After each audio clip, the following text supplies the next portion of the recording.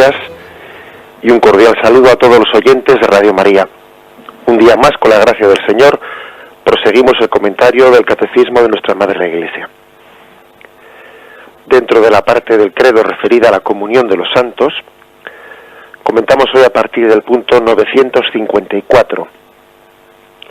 Ahí comienza pues un epígrafe que tiene como título la comunión entre la Iglesia del cielo y la de la tierra.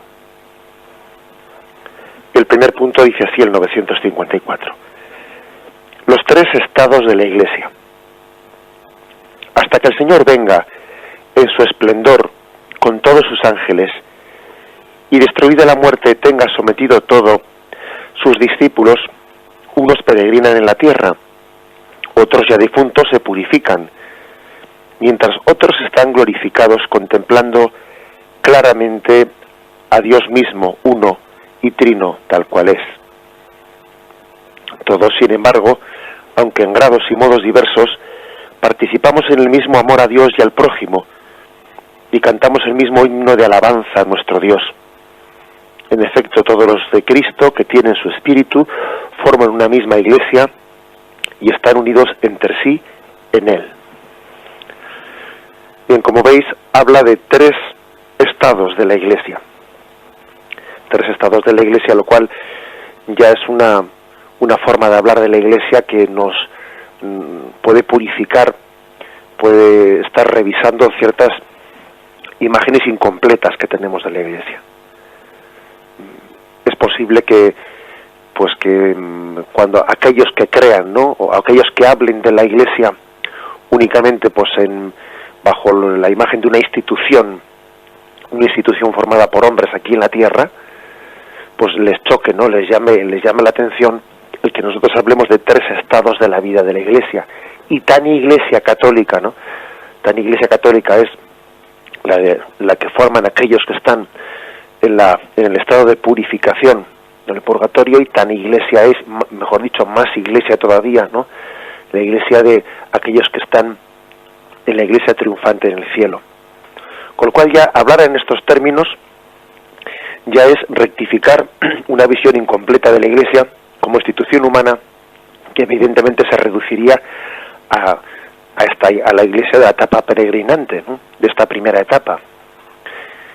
Y bueno, pues ya solamente decir esto es darnos cuenta de que la Iglesia es cuerpo místico de Cristo, y a ella pertenecen pues aquellos que también marcharon de esta vida y que se están purificando en el purgatorio o están en el cielo. Vaya, esto como introducción, porque ya solamente esto nos ayuda a entender mejor qué es la Iglesia. Digamos una cosa más, y es que en esta vida nosotros pues deberíamos de haber completado, ¿no?, si hubiésemos llegado a la cumbre de la santidad, pues como si hubiésemos sido plenamente fieles, ¿no?, como el Señor nos tiene destinado a cada uno, pues hubiésemos llegado a la cumbre de la santidad a través de esas etapas que los autores de vida espiritual, y especialmente los místicos, describen, ¿no?, la vía purificativa, la vía iluminativa y la vía unitiva. En los tratados de vida espiritual se han hablado como de estas tres fases dentro del proceso de la vida espiritual de un cristiano: la vía purificativa, la vía iluminativa y la vía unitiva. La vía unitiva ya forma parte de los místicos, ¿no?, la cual vivieron en intensidad pues ellos, pues como Santa Teresa, San Juan de la Cruz y tantos otros santos. Por desgracia, pues este camino, por nuestras infidelidades, etcétera, pues son pocos los que lo completan, los que llegan a esa vía unitiva en esta vida.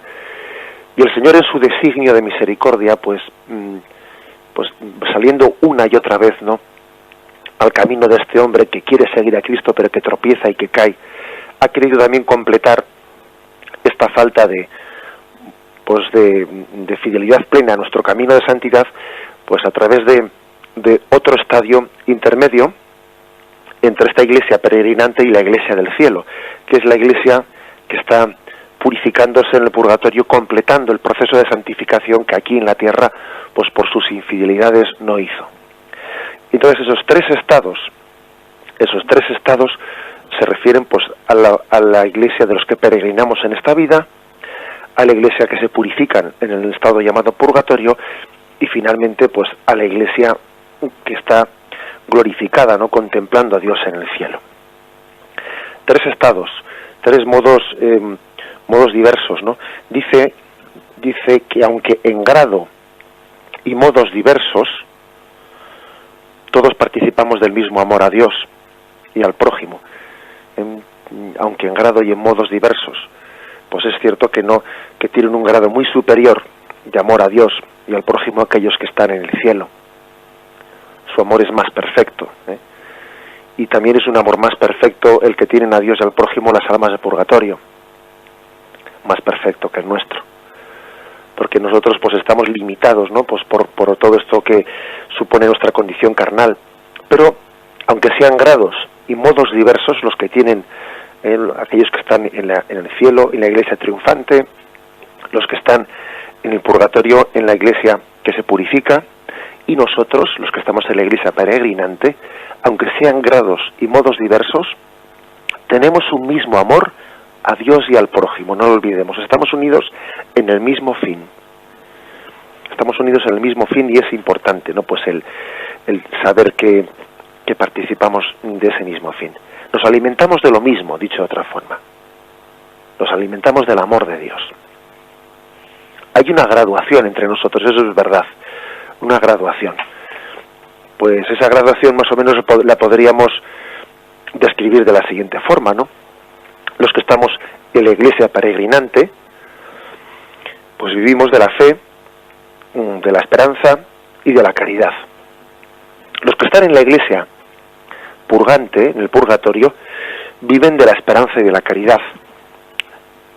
La fe, bueno, pues la fe no es para ellos, ¿no?, necesaria, pues como lo es para nosotros, porque de alguna manera en el purgatorio, pues esa fe ha alcanzado, pues no el grado de visión de Dios, que todavía no lo ha alcanzado, pero de alguna manera en el purgatorio no existe ni siquiera esa capacidad de poder dudar, de Dios mismo.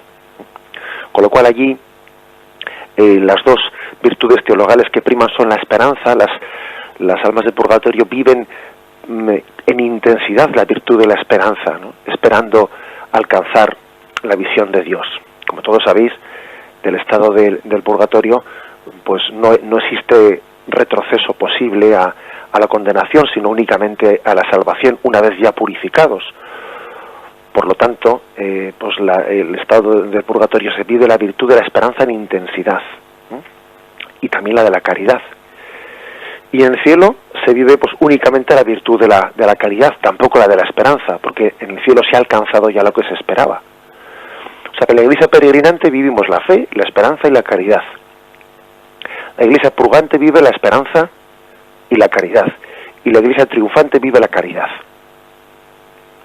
Lo que nos une a todos es pues la caridad, el amor. Nos alimentamos del amor de Dios.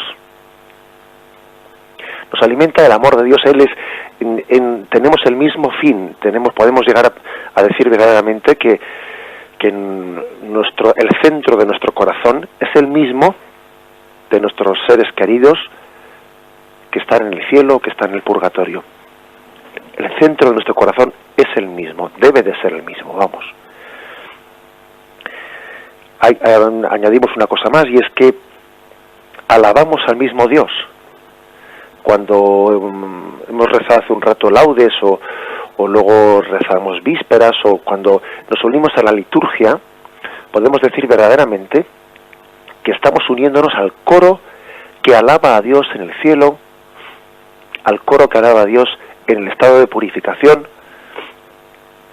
Estamos glorificando al mismo Dios. Al mismo Dios. Pues imaginaros lo que es que, por ejemplo, estamos distanciados de un ser querido que está en otra nación, ¿no? Que está en otra nación, y nosotros estamos pues en España, por poner un ejemplo. Y uno por la noche se pone a rezar y dice: voy a rezar mirando a la luna, sabiendo que mi ser querido, que está separado de aquí, que está ahora mismo pues en otra nación, a 3.000 kilómetros de distancia, está él contemplando a la misma luna que estoy viendo yo, y nos unimos rezando, pues mirando al mismo astro, ¿no? Y yo sé que él está a 3.000 kilómetros de distancia, pero mirando al mismo astro y rezando, y también levantando sus alabanzas y sus súplicas. Y bueno, pues algo parecido, si se me permite la comparación, ocurre con nosotros. Yo sé que mis seres queridos están contemplando y están glorificando al mismo Dios al que yo glorifico, y que estos salmos de alabanza que yo le dirijo en la liturgia de las horas, etcétera, o en la Santa Misa, ¿no?, pues son pues muy similares, ¿no? Es la misma liturgia la que yo rezo, con la que ellos también alaban a Dios. Nos unimos en la misma liturgia de alabanza y de glorificación. Alabamos al mismo Dios. Y estamos todos entre nosotros unidos en Cristo, dice este punto del catecismo, ¿no? Unidos entre sí en Él, unidos entre sí en Cristo. Podríamos decir de otra manera, es más lo que nos une con ellos que lo que nos separa. A nosotros nos llama tremendamente la atención, ¿no? Nos parece que lo decisivo en esta vida, pues es el tema de la muerte, ¿no?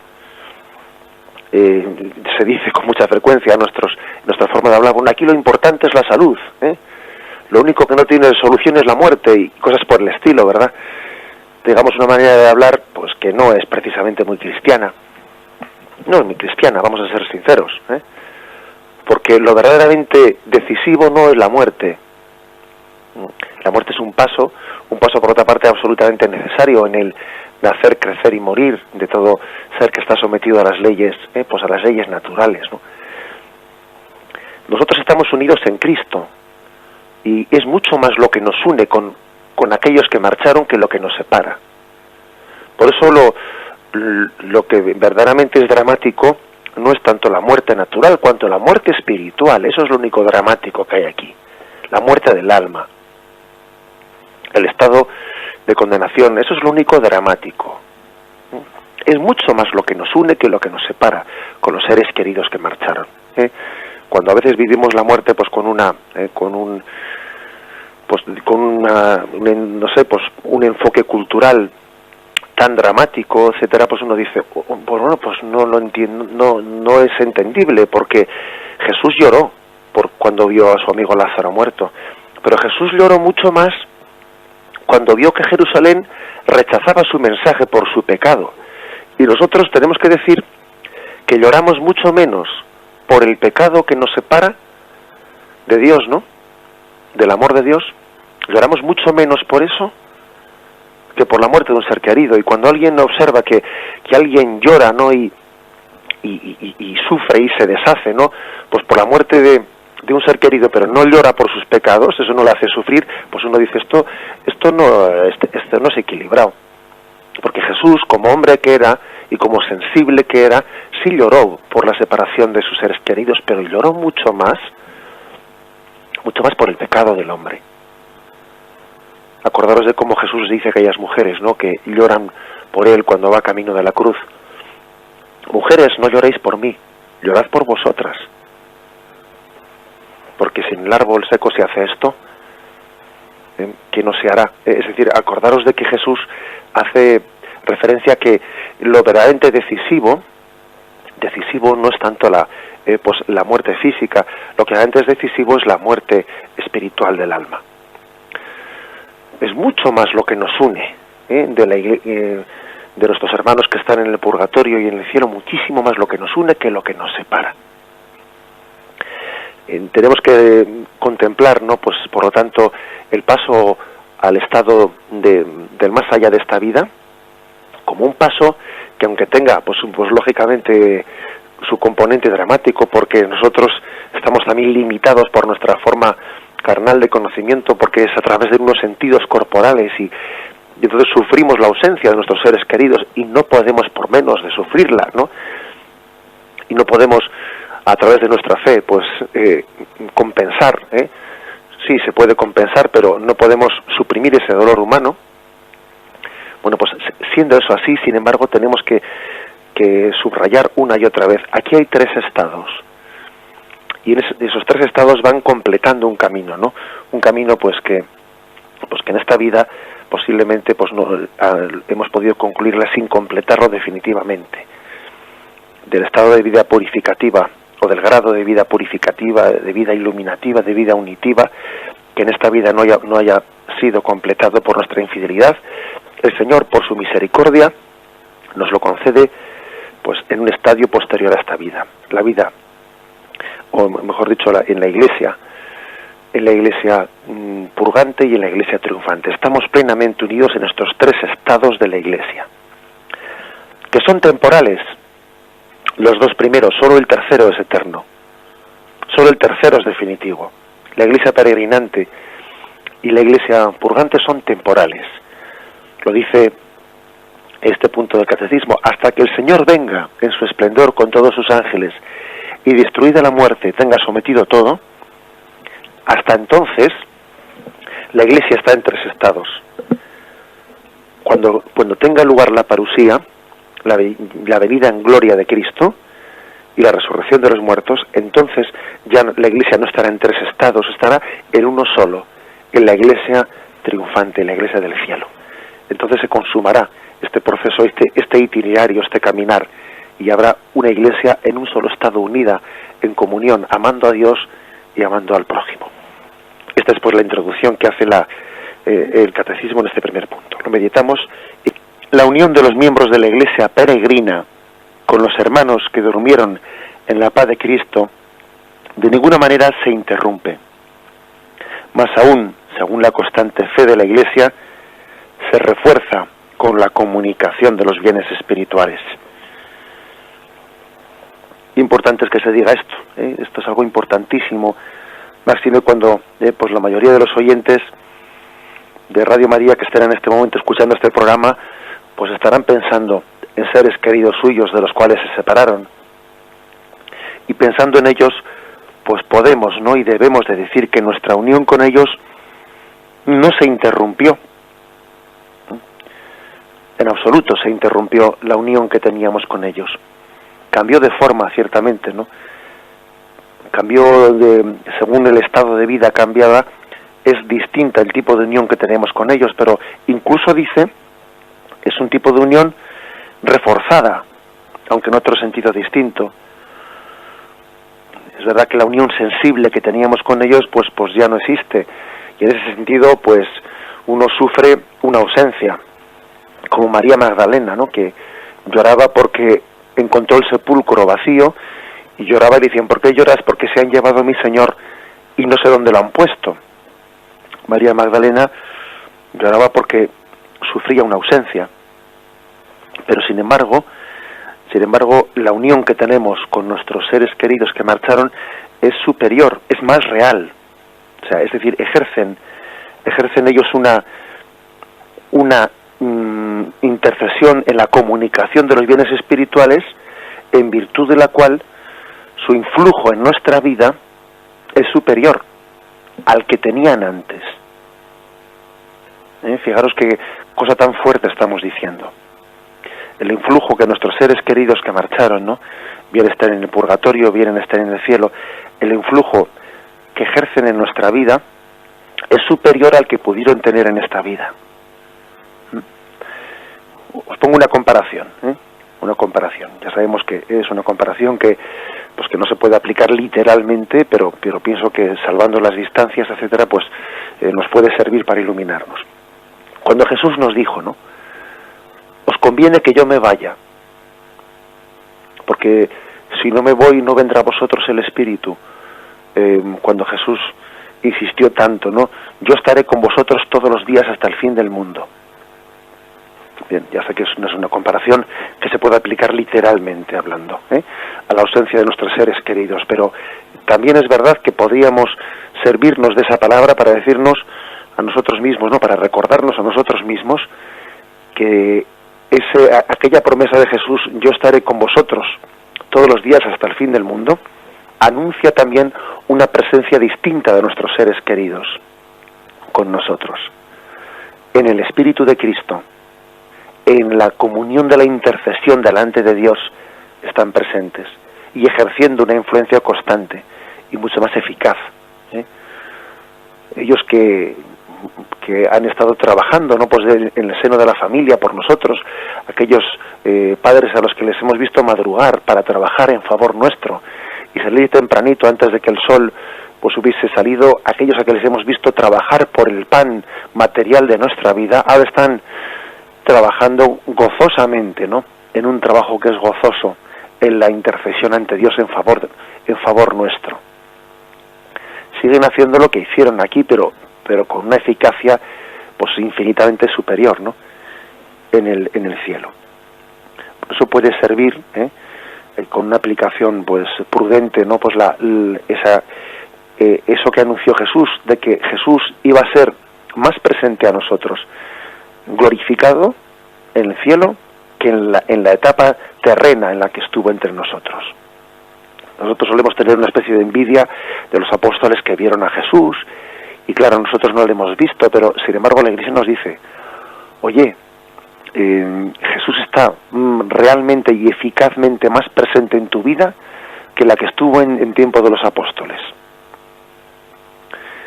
Bien, pues como decía, no salvando las distancias, es más eficaz la presencia que tienen en nuestra vida nuestros seres queridos desde su glorificación en el cielo, incluso también desde su estado de purificación en el purgatorio, es más eficaz que la que tuvieron cuando estuvieron junto a nosotros. Lo que ocurre es que, bueno, pues que lo que diferencia es pues que aquello era percibido por los sentidos y esto solo puede ser percibido en la fe, pero es verdaderamente real, verdaderamente real y eficaz. Tengamos en cuenta que, por ejemplo, pongo este ejemplo, un familiar cuando vivía entre nosotros en la tierra, un padre nuestro, pues podía estar con nosotros un rato concreto del día, pero luego tenía que marchar a trabajar. Y mientras que estaba aquí sometido pues a las limitaciones espaciotemporales, pues cuando él estaba trabajando no podía estar con nosotros en casa. Y cuando se ausentaba para otra cosa dejaba de estar con nosotros, ¿no? No así ocurre ahora, porque él estando contemplando a Dios está continuamente presente en nuestra vida. Él contemplando a Dios, pues así como Dios nos ve continuamente, porque estamos siempre presentes en la presencia de Dios, pues aquellos que contemplan a Dios en ese sentido están siempre con nosotros porque contemplan a aquel que siempre está con nosotros. Podríamos decir de alguna forma, nos ven en Dios, están continuamente unidos a nosotros en Dios. Ya no están sometidos a esa limitación, ¿no? Que cuando salían de casa dejaban de estar con nosotros. Ahora no, ahora su unión es continua. Nos ven en Dios, interceden por nosotros, tienen con nosotros una comunión de los bienes celestes. Bien, vamos a meditarlo y por eso 956. La intercesión de los santos.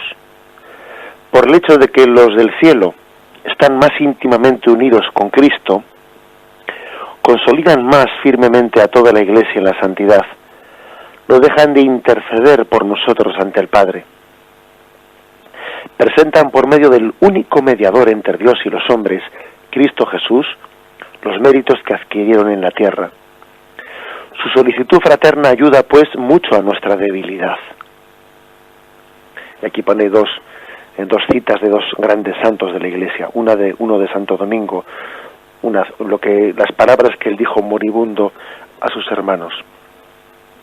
No lloréis, os seré más útil después de mi muerte, y os ayudaré más eficazmente que durante mi vida. Y también otra famosa palabra de Santa Teresa del Niño Jesús, en el momento también cercano a su muerte. Pasaré mi cielo haciendo el bien sobre la tierra. Se insiste más, pues, que todavía se profundiza más que lo dicho en el punto anterior. ¿Qué es lo que hace tan eficaz esa presencia o esa intercesión de los santos, de nuestros seres queridos en el cielo? Pues lo que le hace eficaz es la unión íntima que tienen con Cristo. Dice, por el hecho de que los del cielo están más íntimamente unidos a Cristo, por eso su acción, su intercesión, pues es muchísimo más eficaz que la nuestra. Si nuestra oración no es tan eficaz como la de ellos es porque estamos menos unidos a Cristo, porque oramos a Dios pero nuestro corazón no está unido a Él como debiera estarlo, ¿no? Y entonces es un orar pero desde un corazón dividido, desde un corazón que no está bien centrado donde debiera estarlo, ¿no? Entonces, pues eso es lo que hace que nuestra oración sea menos eficaz. Por eso el Señor nos reprocha, ¿no?, en el Evangelio: si tuvieseis fe, si estuvieseis unidos a Cristo como debierais estarlo, ¿no?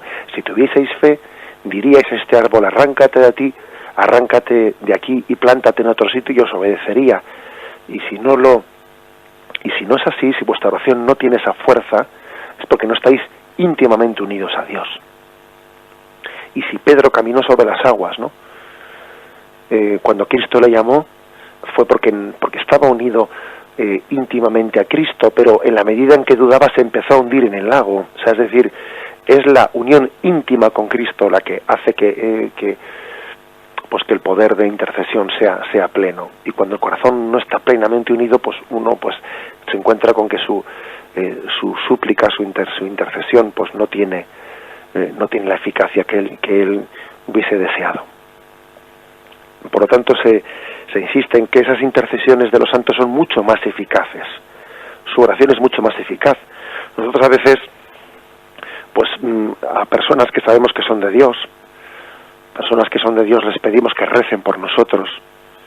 Especialmente lo hacemos también con personas que han consagrado su vida a la oración, ¿no?, en los monasterios de clausura, y les encomendamos nuestras cosas para que oren por nosotros, porque suponemos que pueden ser personas más unidas, más estrechamente unidas a Cristo.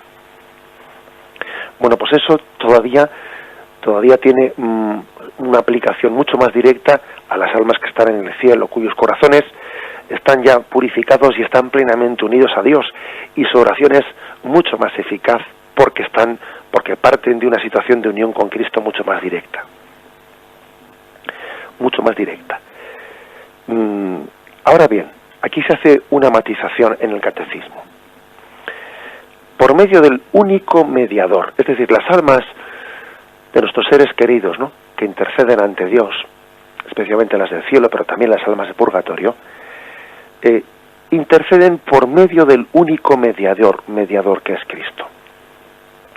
Hay un texto clave, ¿no?, en la Sagrada Escritura, que es la primera carta de Timoteo, capítulo 2, versículo 5, en donde dice: porque hay un solo Dios y también un solo mediador entre Dios y los hombres, Cristo Jesús, hombre también, que se entregó a sí mismo como rescate por todos.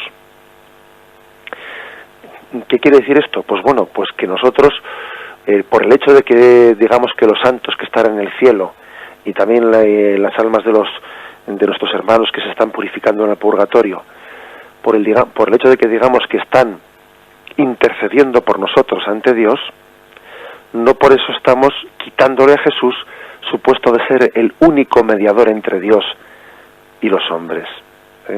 A veces pues el mundo protestante le ha acusado a la espiritualidad católica de quitarle a Jesucristo ese puesto de único mediador entre Dios y los hombres, y han interpretado como que nosotros, cuando hablamos de que los santos interceden por nosotros delante de Dios, como que eso le quita a Jesús el puesto de ser el único mediador. También recuerdo que en este programa ha habido alguna llamada de algún oyente, pues también pidiendo como una explicación de cómo se entiende esto. La mediación de Cristo entre Dios y nosotros es una mediación única. Dios y el hombre tienen una distancia entre ellos por naturaleza tan infinita, tan inmensa, que solamente puede ser cubierta esa distancia porque Dios estableció un puente de comunión entre la divinidad y la humanidad en la encarnación, y al hacerse hombre, pues ese puente de comunión entre la divinidad y la humanidad es Jesucristo. Jesús es el único puente a través del cual podemos llegar a Dios. Ahora, dicho esto, pues hay que decir que Dios no ha querido salvarnos sin nosotros, sino que ha querido que participemos con Él del misterio de la salvación. Dios ha querido hacernos instrumentos también, instrumentos en la salvación, instrumentos suyos.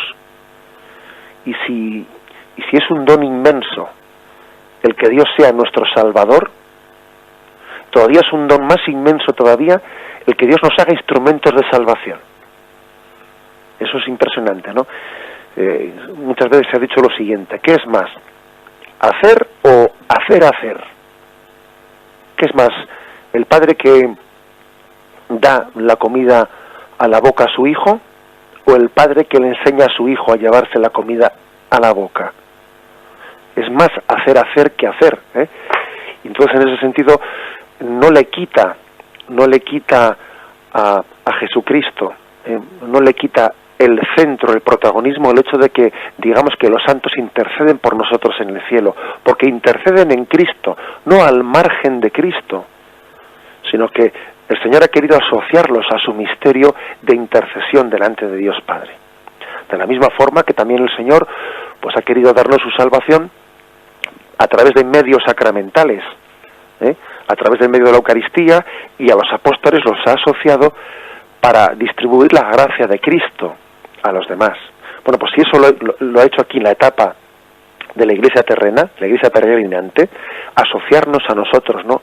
Pues para ser instrumentos de donación de la gracia de Cristo a los demás, pues traspasados a la Iglesia celeste, todavía nos hace más eficaces como instrumentos de colaboración.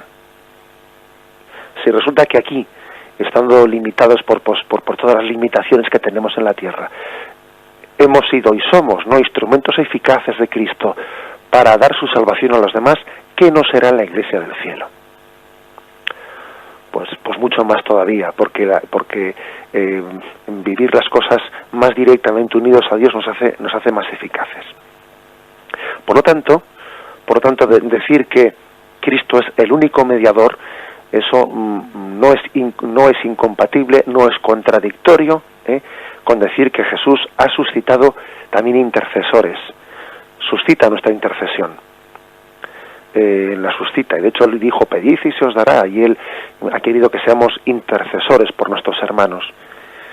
Cristo es el único mediador, Cristo es el único redentor, y sin embargo él suscita corredentores, él suscita intercesores, él suscita mediadores.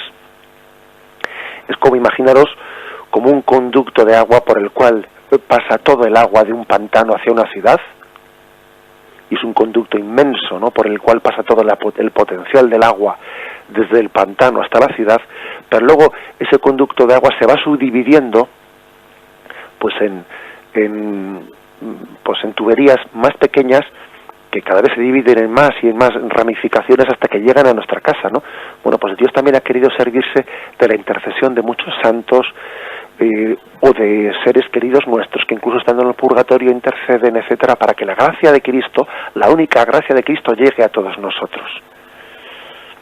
Él no oscurece, por lo tanto, la afirmación de que Cristo es el único mediador, no le quita su puesto central, el hecho de que hablemos de que también nuestros seres queridos son mediadores, ¿no?, ante nosotros, son intercesores ante nosotros.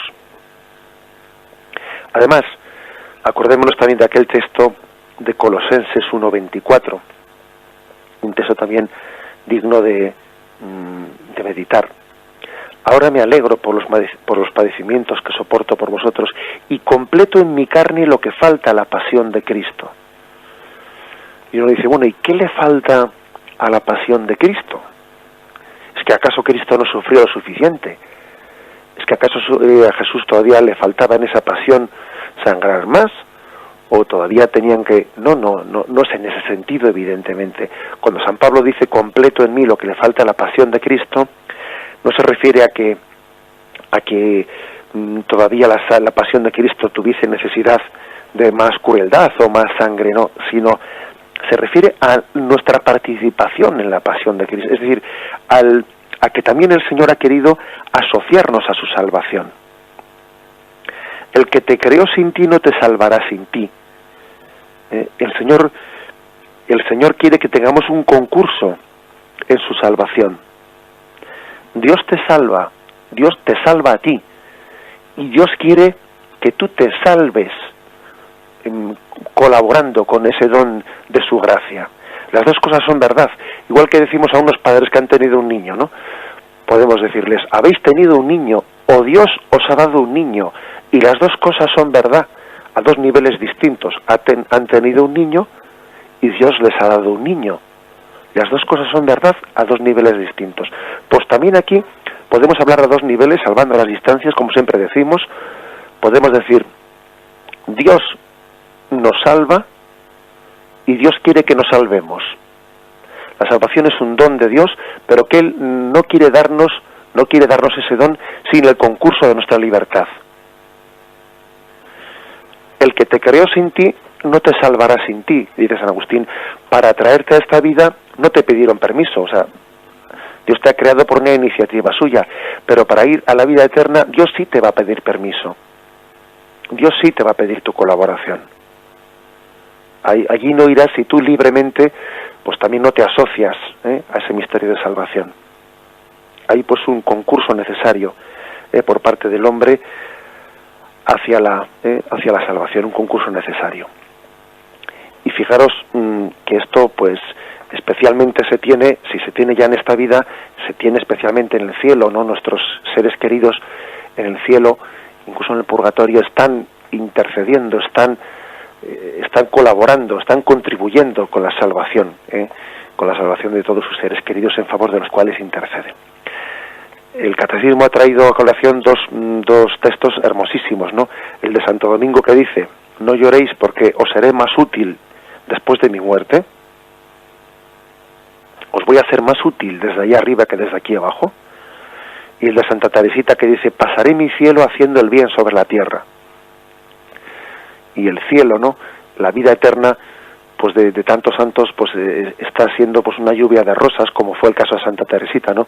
Una lluvia de rosas, una lluvia de gracias que llegan a nosotros por la intercesión de tantos santos. Jesús se complace en ser solicitado por las almas de nuestros fieles difuntos. Jesús se complace, Él se goza de cuando nuestros seres queridos le piden en favor nuestro. Si Jesús nos dijo aquí, pedid y se os dará, ¿qué no será en el cielo? ¿Qué no será en el cielo? En el cielo ese pedir es mucho más conforme con la voluntad de Dios, no como aquí, que a veces pedimos tonterías. En el cielo el pedir es mucho más conforme con la voluntad de Dios, y Dios se complace pues en que nuestros seres queridos sean instrumento de alcanzar gracias, ¿no?, para nosotros. Concluyo diciendo sencillamente que fijaros que en estos tres estados de la Iglesia triunfante, la Iglesia purgante y la Iglesia peregrinante, estos tres estados de la Iglesia, pues ya os dais cuenta cuando los describimos que no incluyen como dentro de la Iglesia el estado de las almas que hayan podido cerrarse a la gracia de Dios y estén en el estado de condenación. Las almas que están en el estado de condenación eterna no forman parte de esa Iglesia, porque no reciben la vida de Cristo, porque por el ejercicio de su libertad se han cerrado a recibir la vida de Cristo. Y también, por lo tanto, esa ausencia tenemos que notarla, porque somos Iglesia en la medida en que recibimos del cuerpo místico de Cristo su gracia. Desde la cabeza recibimos su gracia. En la medida en que nosotros hemos cortado, ¿no?, pues ese flujo de la gracia de Cristo, nosotros mismos hemos roto no solo con Cristo, sino con su Iglesia. Quien rompe con Cristo, pues rompe con el cuerpo místico de Cristo. Y entonces no existe un cuarto estado de la Iglesia, que es la Iglesia de los condenados. No, eso no existe, eso nunca se ha afirmado en la tradición de la Iglesia, porque es quien no está unido, ¿no?, a ese Cristo Salvador, él mismo se excluye también del cuerpo místico que es la Iglesia. Bien, tenemos el tiempo completado y damos gracias a Dios por haber podido tener este rato de compartir y conocer más profundamente la fe de nuestra Madre la Iglesia. Me despido con la bendición de Dios Todopoderoso. Padre, Hijo y Espíritu Santo descienda sobre vosotros. Alabado sea Jesucristo.